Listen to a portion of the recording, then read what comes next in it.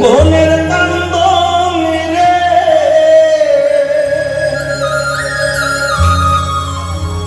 ঘরের পরিবারের কান্দন কয়েকদিন পরে থাকে না। দুঃখের দরদি আমার জনম দুঃখী মা। একটা জিনিস আমাদের প্রত্যেকের ভাবতে হবে গো, যে আজকে যে কারো ছেলে, এই ছেলেটাই একদিন কোনো ছেলের বাবা হবে। আজকে যে কারো ঘরের মেয়ে, এই মেয়েটাই একদিন বৌমা হয়ে কারো ঘরে যাবে। এই মেয়েটাই একদিন মা হয়ে কোনো বৌমার শাশুড়ি হবে। বাবা বৃদ্ধ,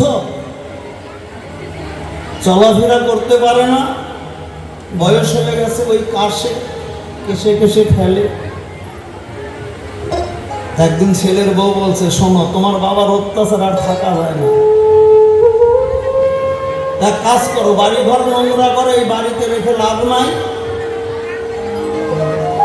ওই যে বাঁশ বাগানের ওই পাশে যে ফাঁকা জায়গা আছে, ওই জায়গায় নিয়ে রেখে আসো।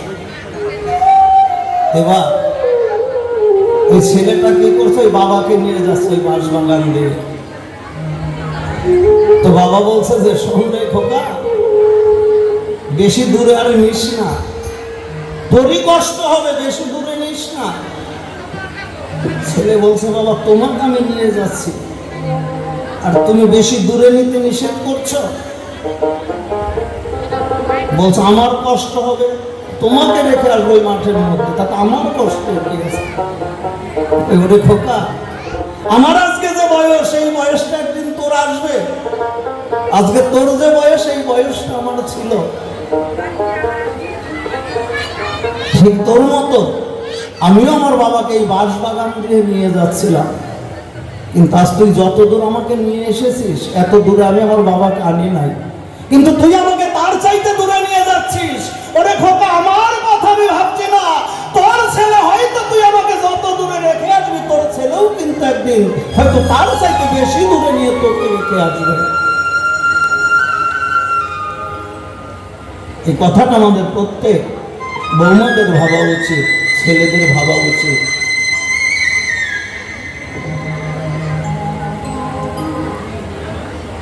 আমার মায়ের